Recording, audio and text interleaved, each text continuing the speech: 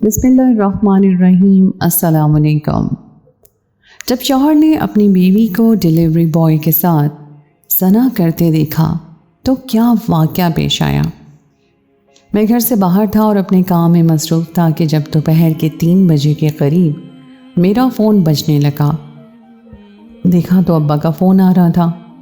अब्बा कभी मुझे उस वक्त फ़ोन नहीं करते थे। मैंने परेशानी से फ़ोन उठाया तो दूसरी तरफ से अब्बा ने मुझे ऐसी बात बताई कि मेरे कदमों तले से ज़मीन निकल गई। मुझे यकीन ही ना आया। अब्बा ने मुझे वीडियो कॉल पर लिया और कहने लगे, सारा सच मैं तुम्हें दिखा देता हूँ ताकि कल को तुम्हें ये ना लगे कि तुम्हारा बाप झूठा है। अब्बा तेज़ी से सीढ़ियाँ चढ़ रहे थे और मेरा दिल पसलियाँ तोड़कर बाहर निकलने वाला था। अपनी बीवी आमना में आने वाली तब्दीली को मैं कुछ दिनों से ख़ुद महसूस तो कर रहा था, लेकिन इस तब्दीली के पीछे ऐसी कोई वजह होगी ये मैं सोच भी नहीं सकता था। अब्बा सीढ़ियाँ चढ़कर दरवाज़ा पीट रहे थे। वो दरवाज़ा जो हमारे पोर्शन का था, हमारे घर ऐसे ही बना हुआ था, हर किसी का पोर्शन अलग अलग था। अब्बा नीचे होते थे और मेरी बेटी की शिकायत पर वो उस वक्त सीढ़ियाँ चढ़ते थे। मेरी बेटी ने अपनी माँ के हवाले से मेरे बाप को ऐसी बात बताई थी जिसे सुनकर मेरे कानों से धुआं निकलने लगा था। मेरी बीवी किसी गैर मर्द के साथ बेडरूम में। मैं सांस रोक के इस मंजर को देखने की कोशिश कर रहा था और फिर जब कमरे का दरवाज़ा खुला तो अंदर के मंजर ने मेरे होश उड़ा के रख दिए। मेरी बीवी मेरी आंखों के सामने थी और जो मंजर कमरे का दिखाई दे रहा था वो बयान से बाहर था। मुझे लगा किसी ने मेरे सर पर आसमान गिरा दिया हो। आज मैं अपने पूरे कद के साथ ज़मीन बोस हो गया था। मेरी बीवी जो मेरी इज्जत की पासदार थी, जिसकी वजह से मैं गुरूर से चलता था, जो उसने मुझे फना कर दिया। मेरी बीवी ने मेरा चेहरा देख लिया था और मैंने उसी लम्हे फ़ोन काट दिया था। मैं भूल गया था कि मैं क्या काम कर रहा हूँ। बस याद था तो ये कि मुझे घर जाना था। मैं गिरते पड़ते घर पहुंचा था और जैसे ही अपने पोर्शन में दाखिल हुआ था मेरी बीवी रोते हुए खड़ी थी। मेरे अब्बा भी वहीं मौजूद थे। मेरी बीवी मुझे देखकर कहने लगी, फरहान मेरी बात सुन लीजिए, फिर कोई अंदाज़ा लगाइएगा। मैंने एक ज़ोरदार तमाचा उस बीवी के मुंह पे मारा और कहा, बताओ वो मर्द कौन था, कहाँ से आया था, मेरे बेडरूम में तुम्हारे साथ क्या कर रहा था। आमना फूट फूट कर रोने लगी, कहने लगी, मैं नहीं जानती वो कौन था, कहाँ से आया था, क्यों आया था, मुझे नहीं मालूम। मैंने तो खुद उसे पहली दफ़ा देखा था। उसकी बात सुनकर मुझे तैश आ गया और दोपहर के इस वक्त मेरे बेडरूम में उसके साथ एक गैर मर्द मौजूद था और वो कह रही थी कि वो उस मर्द को नहीं जानती। ये कैसे मुमकिन ही नहीं था। मैंने अब्बा की तरफ देखा तो अब्बा कहने लगे, जब मैं ऊपर आया तो वो लड़का बालकनी से कूद कर फरार हो गया। अब ये तो तुम्हारी बीवी बताएगी कि क्या माजरा है कि हमारे घर में खुलेआम ऐसी बेहूदगी का मैं तसव्वुर भी नहीं कर सकता। नीचे पोर्शन से मेरा छोटा भाई भी ऊपर आ गया था और मैंने उसे कहा, अपनी बीवी से कहो मेरे बच्चों को एक तरफ ले जाए। थोड़ी देर बाद मेरे भाई की बीवी मेरे बच्चों को लेकर एक कोने पर हो गई और मैंने अपनी बीवी को सामने बिठा लिया। मेरी नज़रें उसके चेहरे पर जमी हुई थी। उसके चेहरे पर घबराहट के आसार थे। वो कहने लगी, मेरे मोबाइल पर फ़ोन आया था कि आपका पार्सल आ गया है, आप बाहर आके उसे रिसीव कर लें।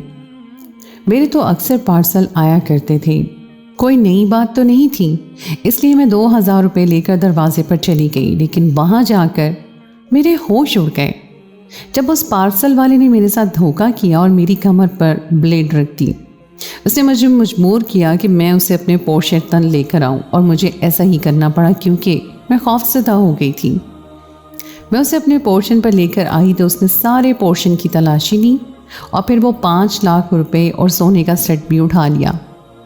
फरहान, जो आपने सुबह मुझे दिया था कि मैं उसे संभाल कर रखूं। अपनी बीवी की बात सुनकर मेरी आंखें हैरत से खुल गईं। सुबह ही तो मैं उसे 5 लाख रुपए और सोने का भारी सेट देकर गया था। ये चीज़ें बैंक लॉकर में रखी हुई थी, लेकिन मैं उन्हें निकलवा कर लाया था ताकि अजीज़ों में होने वाली शादी में इस्तेमाल किए जा सकें और पैसा मुझे कारोबार के लिए चाहिए था। मैंने बेयकीनी से पूछा कि क्या उसे मालूम था कि हमारे घर में पैसा और जेवर हैं? क्या वो उसी के पीछे आया था? उसे किसने बताया ये सब? आमना ने फ़ौरन इनकार भी सर हिलाया, कहने लगी, नहीं, वो इसके लिए नहीं आया था, वो तो बस डकैती के लिए आया था। لیکن یہ سب اس کے ہاتھ لگ گیا۔ آپ کو پتہ ہے فرمان میرے ساتھ وہ بہت بری حرکتیں کر رہا تھا، اس نے مجھے ہاتھ لگایا، مجھے چھونے کی کوشش کی۔ آمنہ کی بات سن کر میرا خون کھول اٹھا۔ میں نے غصے سے کہا وہ سارا گھر چھوڑ کر ہمارے ہی پورشن میں کیوں آیا؟ وہ چاہتا تو تمہیں پہلے نیچے لے کر جاتا جہاں میرے ابا موجود تھے، لیکن وہ سیدھے ہمارے بیڈ روم تک کیوں آیا؟ یہ بات مجھے برداشت نہیں ہو رہی تھی۔ پتہ نہیں کیوں آمنہ کی باتوں میں مجھے بہت جھول لگ رہا تھا۔ میں نے غصے میں کہا کہ ابھی تم اپنے مائکے چلی جاؤ، میں تم سے بات تک نہیں کرنا چاہتا۔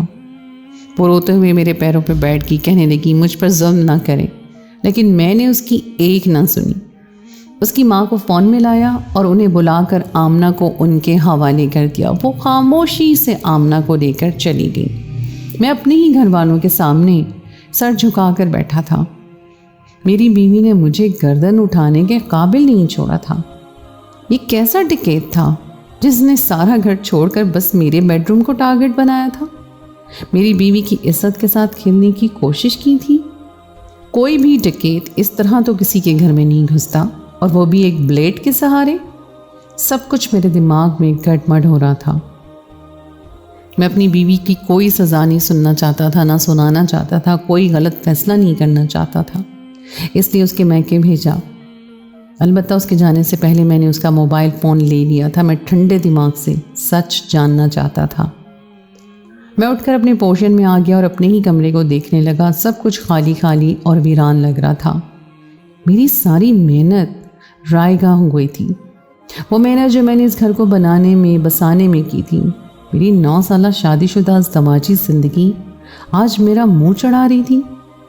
میں 3 بچوں کا باپ تھا اور ایسا لگ رہا تھا کہ اب بھی خالی دامن ہوں۔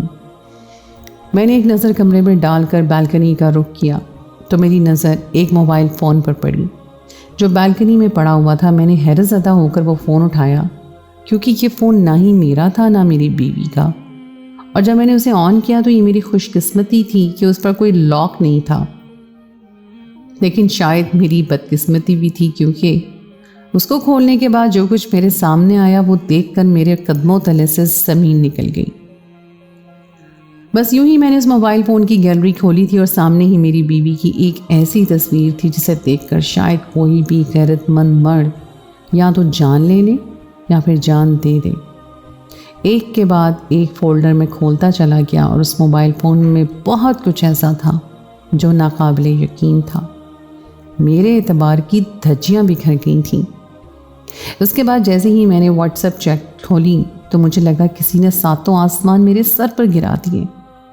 میری بیوی کے 6 مہینے پرانے میسیجز تک اس موبائل فون پہ موجود تھے۔ یقیناً یہ فون اسی مرد کا تھا جو میری بیوی کے ساتھ اس کمرے میں تھا، لیکن میری بیوی کا کہنا تھا وہ اسے نہیں جانتی۔ اگر وہ اسے نہیں جانتی تو پھر یہ میسیجز اس فون پر کیا کر رہے تھے؟ ان تصاویر کا تبادلہ کیوں کر ہوا تھا؟ ایسی تصاویر جنہیں دیکھنے کے بعد میں شرم سے پانی پانی ہو گیا تھا۔ یہ تصاویر کسی اور کی نہیں، میری بیوی کی تھی، جو مسکرا کر ویڈیو کال پر اس مرد سے بات کر رہی تھی جس مرد کو وہ انجان کہہ رہی تھی۔ میری بیوی نے آخری دنوں میں جو میسیجز کیے تھے وہ منتوں بھرے تھے۔ وہ منتیں کیوں کی جا رہی تھیں اور کیا کچھ اس مرد کے پاس تھا جو وہ میری بیوی کو خوفزدہ کر سکتا تھا اور میرے بیڈ روم تک رسائی حاصل کر سکتا تھا؟ اس کا جواب صرف میری بیوی ہی دے سکتی تھی۔ میں اگلے ہی دن اپنی بیوی کے پاس پہنچ گیا اور مجھے لگ رہا تھا کہ میں اس کو دیکھ نہیں پاؤں گا، اس کا چہرہ مجھے غصہ دلائے گا، لیکن وہ تھی جو بڑے سکون اور اطمینان سے میرے سامنے بیٹھی تھی۔ میں نے اسے غصے اور نفرت سے پوچھا یہ سب کیا ہے؟ میں نے وہ فون اس کے سامنے رکھا اور سارے میسیجز دکھائے تو میری بیوی نے ایک نیا ہی پینترا بدلا۔ کہنے لگی وہ لڑکا مجھے بلیک میل کر رہا تھا، الگ الگ نمبروں سے مجھے فون کرتا تھا، مجھے ڈراتا تھا، دھمکاتا تھا، میرے بچوں کی جان لینے کی بات کرتا تھا۔ ہماری بیٹی ٹیوشن جاتی تھی تو وہ اس سے بھی خوفزدہ کیا کرتا تھا۔ میں ڈر گئی تھی کہ کہیں وہ میری بچی کے ساتھ کچھ برا نہ کرتے، بس اسی لیے اس کی بات ماننے پر مجبور ہو گئی تھی۔ میں نے اپنی بیوی کی مسکراتی تصویر اس کے سامنے رکھی اور پوچھا بتاؤ یہ کیا ہے؟ تم اتنی خوفزدہ تھی کہ مسکرا کر اس سے باتیں کرتی تھی؟ آمنہ کے چہرے کا رنگ بدل گیا۔ وہ کہنے لگی آپ غلط سمجھ رہے ہیں فرحان، میرا یہ مسکرانا کسی اور وجہ سے تھا۔ وہ مجھ سے جو سوال کر رہا تھا اس بات پر مجھے ہنسی آ گئی تھی۔ وہ کہہ رہا تھا کہ وہ مجھ سے شادی کرنا چاہتا ہے، یہ جانتے ہوئے بھی کہ میں 3 بچوں کی ماں ہوں وہ مجھ سے شادی کی بات کر رہا تھا، اس لیے میں ہنس پڑی تھی۔ آمنہ کی بات سن کر میرا خون کھول اٹھا۔ میں نے کہا جس مرد کو تم جانتی بھی نہیں ہو اس سے تم اتنی باتیں کر بیٹھی کہ تمہیں ہنسی تک آ گئی؟ اگر تم اس لڑکے کو نہیں جانتی تھی تو پھر ویڈیو کال کیسے ریسیو کی؟ آخر یہ ہے کون؟ مجھے پوری بات بتاؤ۔ اور پھر میری بیوی نے مجھے ایک نئی کہانی سنائی جسے سن کر میں نے سر پکڑ لیا۔ کیا سچ تھا کیا جھوٹ میں سمجھ نہیں پا رہا تھا۔ آمنہ کہنے لگی آپ تو جانتے ہیں فرحان مجھے آن لائن شاپنگ کا کتنا شوق ہے، بس وہیں سے مجھ پر یہ مصیبت آئی ہے۔ وہ کہنے لگی دراصل یہ لڑکا جس کا نام رئیس ہے یہ ایک ڈیلیوری بوائے ہے۔ کئی دفعہ میرے پاس اسی لڑکے کے ذریعے بہت سا سامان آیا، اس کے پاس میرا نمبر اور سب کچھ تھا، لیکن میں اسے نہیں جانتی تھی۔ ڈیلیوری بوائے سے میرا کیا لینا دینا؟ البتہ جب بھی کوئی ڈیلیوری بوائے آتا ہے وہ پہلے فون کرتا ہے اور اسی لیے میری 1-2 دفعہ اس سے فون پر بات ہوئی تھی۔ یہ مجھے پارسل لا کر دیا کرتا تھا اور میں دروازہ بجنے سے پہلے ہی دروازے پر چلی جاتی تھی۔ آپ کو تو پتہ ہے ہماری جوائنٹ فیملی سسٹم میں کتنی باتیں بنتی ہیں۔ ایک پارسل کے آنے پر آپ کے ابا نے اتنا شور مچایا کہ میں فضول خرچی کرتی ہوں۔ مجھے کیا پتہ تھا اس ڈیلیوری بوائے کو مجھ سے محبت ہو جائے گی اور یہ میرا عاشق بن کر میرے پیچھے پڑ جائے گا۔ اس نے نہ جانے کتنے نمبروں سے ہی مجھے بار بار فون کرنا شروع کر دیا، مجھے تنگ کرتا تھا، شادی کی بات کرتا تھا۔ میں بہت بیزار آ گئی تھی۔ آپ کو یاد نہیں فرحان میں نے 2 دفعہ آپ سے کہا تھا کہ میری سم تبدیل کروا دیں، لیکن آپ نے میری بات پر دھیان نہیں دیا۔ میں نے آپ سے یہ بات اس لیے نہیں کی تھی کیونکہ یہ شخص مجھے روزانہ کئی نمبروں سے فون کرنے لگا تھا اور ہر وقت اپنی محبت کا اظہار کرتا تھا۔ میں نے غصے سے آپ آمنہ کو ایسی بات کہی تھی، مجھے کیوں نہیں بتایا کہ کوئی لڑکا تمہیں تنگ کر رہا ہے؟ کیوں چھپائی یہ بات مجھ سے؟ میں خود اس مسئلے کو دیکھ لیتا، بات یہاں تک نہ پہنچتی۔ آمنہ کہنے لگی میں نے کئی دفعہ ہمت کی تھی کہ آپ کو یہ بات بتاؤں کہ مجھے کوئی لڑکا تنگ کر رہا ہے، لیکن میں ڈر گئی تھی۔ ٹھیک ہے اگر آپ کو کیا ہو گیا، میں 3 بچوں کی ماں ہوں، میرے ساتھ کیسا سلوک کریں گے؟ سب تو مجھے بدکردار سمجھیں گے، اور دیکھیں یہی ہوا ہے، آپ نے بنا پوری بات جانے مجھے بدکردار سمجھ لیا، مجھے گھر سے نکال دیا۔ اس لڑکے نے تنگ کرنے کے لیے کوئی حد نہیں چھوڑی تھی۔ اس کے پاس آپ کے ابا کا نمبر تھا، آپ کے بھائی کا نمبر تھا، آپ کی بھابھی کا نمبر تھا۔ اگر یہ فون کر کے کسی کو کچھ الٹا سیدھا کہہ دیتا تو میں کیا کرتی؟ بس اسی لیے میں خوفزدہ تھی اور خاموش تھی۔ میں نے سوچا تھا کہ میں سم بدلوں گی تو مسئلہ ختم ہو جائے گا، لیکن آپ نے مجھے نئی سم لا کر نہیں دی۔ کچھ دنوں پہلے ہی میں اپنی اماں سے فون پر ویڈیو کال پر بات کری تھی کہ جب اس کا فون آیا، ویڈیو کال آ رہی تھی، میں نے بس بنا سوچے سمجھے ریسیو کر لی، اور ریسیو کرتے ہی اس نے مجھ سے شادی کی بات کی تو میری ہنسی چھوٹ گئی۔ جان نہ پہچان کون ہے جو 3 بچوں کی ماں سے شادی کرنا چاہتا ہے؟ مجھے کیا معلوم تھا کہ اس لمحے کو اسکرین شاٹ میں یہ قید کر لے گا اور یہ بات میرے لیے مصیبت بن جائے گی۔ میں نے اسے منع کیا اور بتایا کہ میں 3 بچوں کی ماں ہوں۔ وہ کہنے لگا میں جانتا ہوں، پھر بھی تم مجھے اچھی لگتی ہو۔ اس کے بعد یہ میرے پیچھے ہی پڑ گیا، میری بیٹی کے حوالے سے مجھے دھمکانے لگا۔ اسے معلوم تھا کہ میری بیٹی کہاں ٹیوشن پڑھتی ہے۔ میں ڈر گئی تھی کہ اگر میں اسے بات نہیں کروں گی تو یہ ہماری بچی کو نقصان پہنچا دے گا، اس لیے میں اس سے بات چیت کرنے لگی، لیکن میں اسے پھر بھی اچھی طرح نہیں پہچانتی تھی، اور ویڈیو کال پر میں نے بس دھندلا سا چہرہ دیکھا تھا جو میری آنکھوں پر نہیں چڑھا تھا۔ آمنہ کی باتوں نے مجھے الجھا کر رکھ دیا تھا۔ سمجھ نہیں آ رہا تھا کہ وہ جو کہہ رہی ہے وہ سچ ہے یا وہ جو کچھ نظر آ رہا ہے وہ سچ ہے۔ اس لڑکے رئیس کے فون میں میری بیوی کی کئی تصاویر موجود تھیں، اور وہ سب دیکھنے کے بعد میں کیسے یقین کر لیتا کہ میری بیوی بے گناہ ہے؟ اگر وہ لڑکا اسے ڈرا رہا تھا، دھمکا رہا تھا، میری بیوی مجھے بتا سکتی تھی، لیکن اس نے ایسا کچھ نہیں کیا تھا۔ آمنہ کہنے لگی کل جب بچے ٹیوشن چلے گئے اور میں گھر میں اکیلی تھی تو میرے پاس ایک نمبر سے فون آیا کہ آپ کا پارسل آیا ہے۔ مجھے یہی لگا کہ شاید سچ میں میرا پارسل آیا ہوگا۔ میں فوراً ہی دروازے پر پہنچ گئی اور کسی کو نہ بتایا۔ مجھے کیا معلوم تھا کہ میری بری قسمت دروازے پر میرا منتظر ہے۔ وہ تو آپ کے ابا وقت پر آ گئے اور میری عزت بچ گئی۔ وہ ڈر کے مارے وہاں سے فرار ہو گیا، لیکن میں نے خوفزدہ ہو کر جھوٹ کہہ دیا کہ وہ ڈکیت تھا اور میں اسے نہیں جانتی۔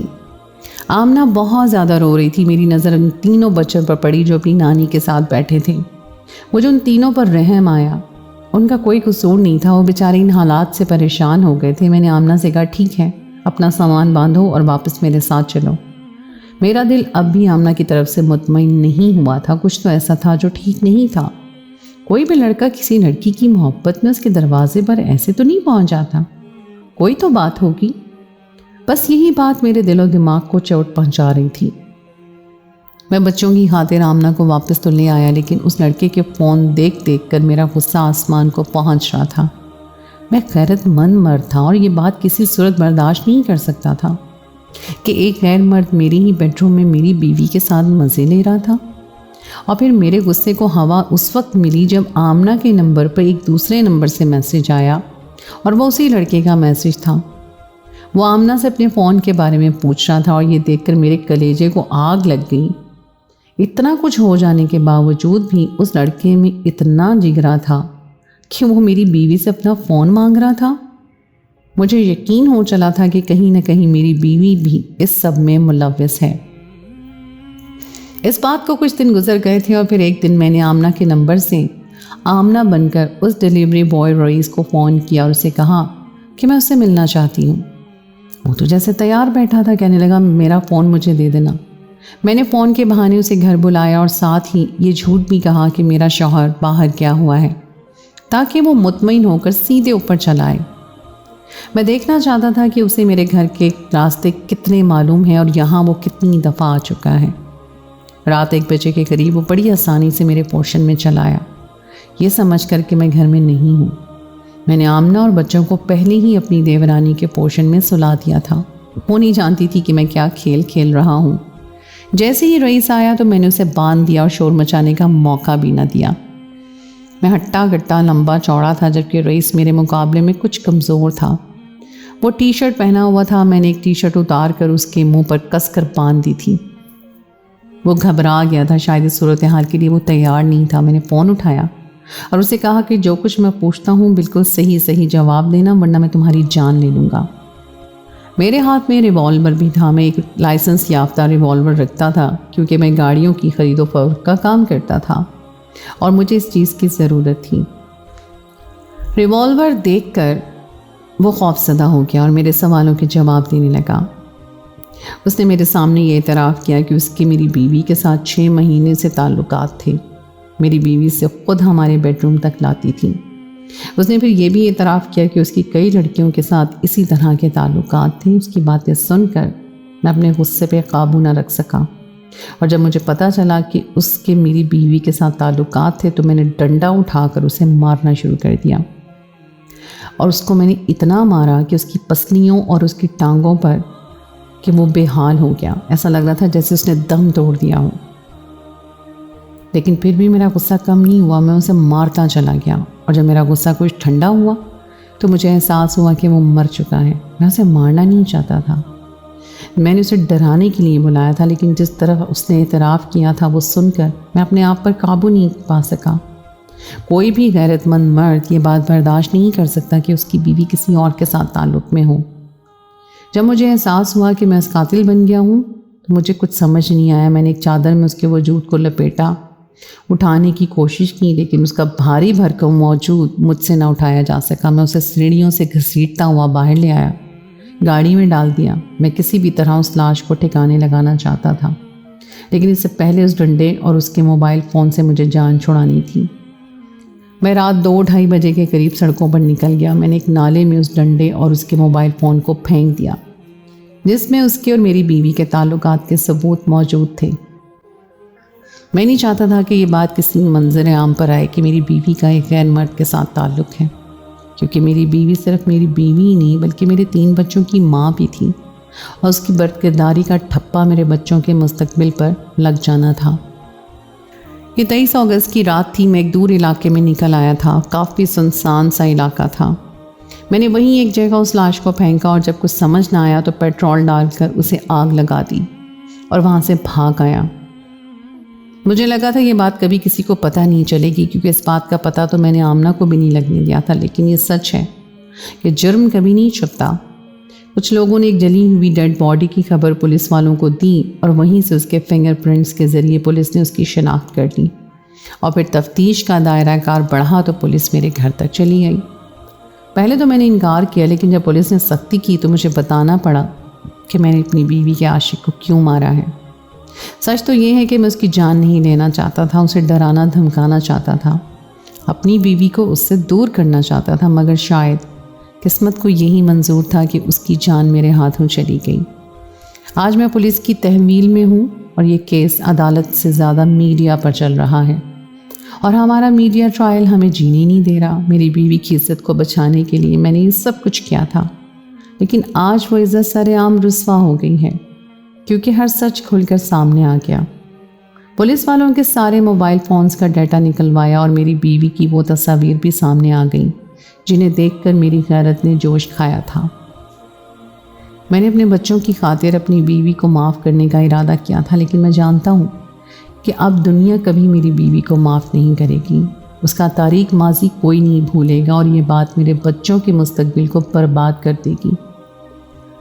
मैं अपनी फैमिली का भला चाहता था और अपनी फैमिली को सुकून देने के लिए ख़ुद बेसुकून रहता था, लेकिन मैंने कभी ये नहीं सोचा था कि मेरी गैर मौजूदगी में मेरी बीवी मेरी इज़्ज़त का यूँ जनाजा निकालेगी। आज मैं जेल की सलाखों के पीछे हूँ। मैं जानता हूँ कि मैंने एक जान ली है और ये बहुत बड़ा गुनाह है, लेकिन मुझे इस गुनाह के लिए मजबूर किया गया है। मुझे मजबूर करने वाले कौन लोग हैं? इसका फ़ैसला आप लोग करें कि मेरी बीवी गुनाहगार है या वो डिलीवरी बॉय रईस। मेरी नज़र में पूरा सच यही है, लेकिन शायद और भी कुछ बातें हो जो मुझे ना मालूम हो। वक्त के साथ साथ पूरा सच सबके सामने आ ही जाएगा। जिस तरह जुर्म नहीं छुपता उस तरह सच भी नहीं छुपता। मैं तो बस यही कहना चाहता हूँ तमाम औरतों से कि अपनी इज़्ज़त की हिफाजत खुद करें और ऐसा कोई काम ना करें जिसकी वजह से बहुत से ख़ानदान तबाह हो जाएं। मैं आप लोगों से जानना चाहता हूँ कि सारे मामले में असल कसूरवार कौन है और कब तक मैं और मेरी बीवी मीडिया ट्रायल का हिस्सा बने रहेंगे।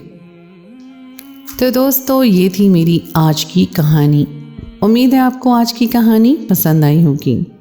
कहानी अच्छी लगे तो उसको लाइक ज़रूर कीजिए, अपने दोस्तों के साथ शेयर कीजिए और इस कहानी के बारे में अगर आप अपनी राय देना चाहते हैं तो कमेंट सेक्शन में ज़रूर दीजिए।